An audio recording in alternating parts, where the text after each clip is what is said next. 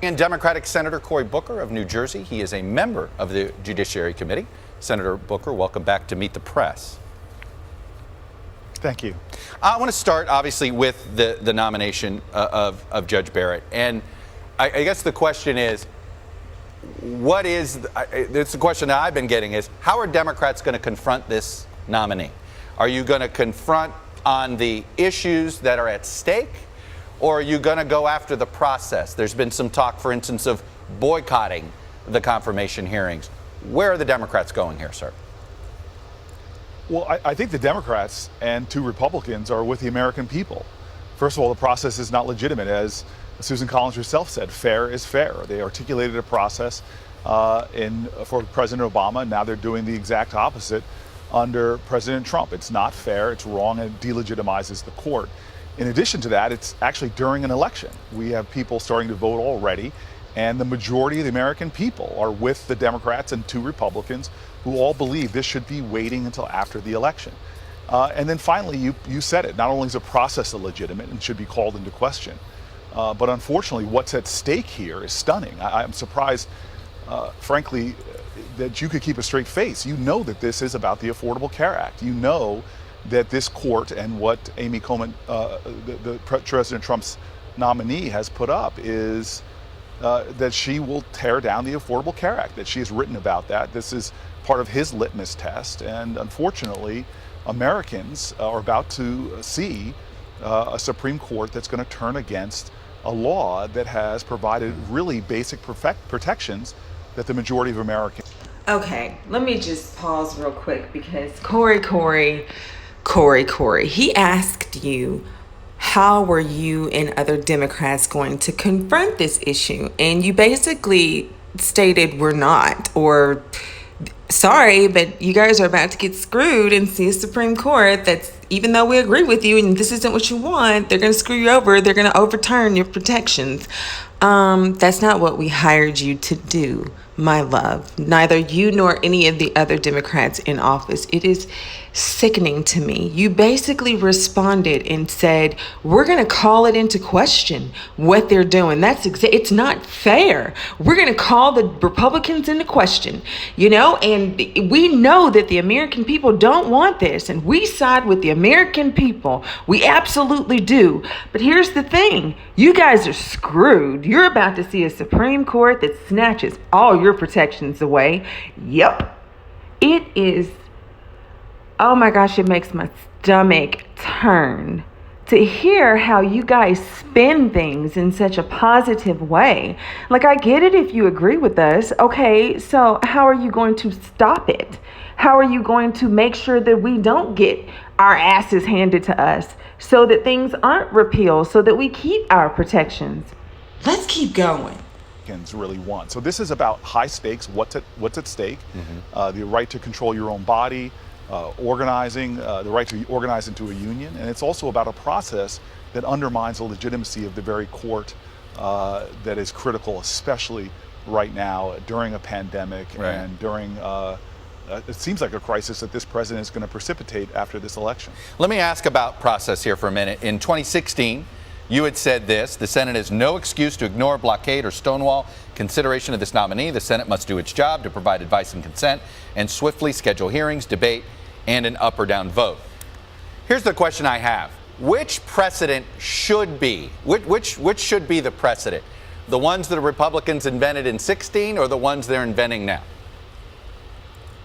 Well, I guess you asked the same question I asked to Lindsey Graham and to Republicans, is which precedent do you really believe in? Because you can't say one thing and then do another. Barack Obama was... Wait a minute. Okay, let me just address that real quick, Cory. Okay. I mean, I'm almost like cracking up at the stupidity of what you're actually saying. You're basically telling Republicans, hey, you guys, you can't say one thing and then do another. That's not okay. Cory, how about this for an analogy? That's like asking a great white shark that hasn't eaten in a week to drop the baby seal in its mouth. you do realize like how damn dumb, like you're wasting your breath to even say something like that. You're talking about, oh my gosh, these are the champions of hypocrisy and double standards. Why would you even waste if you're banking on Lindsey Graham to have honor and to not do one thing and say another? I feel sorry for you. Like, seriously. Let's keep going. Is putting up a nominee 269 days before an election. 269 days. And now we see Donald Trump doing it while people are voting in the midst of an election. We clearly see the Republicans have shown the height of hypocrisy in what they're doing. As I said, even two of their members have said this is not fair, this is wrong, and we should not do it. This is what do you believe? History. Forget what do you believe should be the precedent? Look at Chuck. Look at him. I think that if whether it was okay, let me just say this. Shout out to Chuck. He's getting better. I think Twitter ripped him so many new ones over the last couple of months, and just journalists in general about not calling people to the carpet, treading water. Like, we understand you guys are owned by media conglomerates and you have a paycheck and a family, and your bosses probably want to censor what you say, yada, yada, yada. But it's really a disservice to your industry, and it's an absolute disservice to the people who you should be working for, right? Like, that's why I encourage people, subscribe, and pay for your news media. Like, don't just expect to get it for free. We need to be the people paying for news media and journalists, not propagandists, okay? So, but shout out to him because he seems to be improving. Cory, just so you know, he's calling you to the carpet, bud. He asked you, what's the precedent? Set a rule. When's the cutoff time? And you are tap freaking dancing. And maybe in the days of old, people didn't notice it, or maybe in the days of old, you did it in such a way that it wasn't dire, right? We're getting screwed, but not this screwed. Those days are gone, my friend. We are not dumb. We know when you're like straddling the effing fence. We know when you're being a jellyfish, in with the tide and out with the tide. And this, my friend, does not work with Republicans.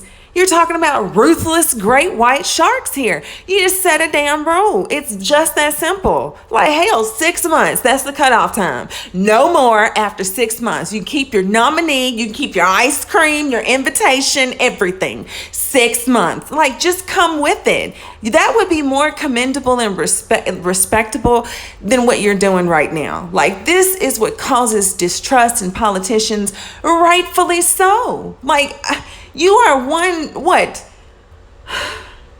scintilla better than they are when you act this way. But let's keep going. Republican president or a Democratic president, when 269 days before an election, you should most certainly be enough time for a hearing in Congress, enough time to get this done. Well, is there a line? Is there a line you would draw? Is there a line you would draw to say, you know what? Well, after when? I mean, this does seem very subjective. Clearly. I don't think it's subjective at all. I think if voting has started and if you're just a matter of weeks, I think that's too soon. Lincoln had a similar circumstance. Where, Lord, now we're going to days before. Oh election. my gosh.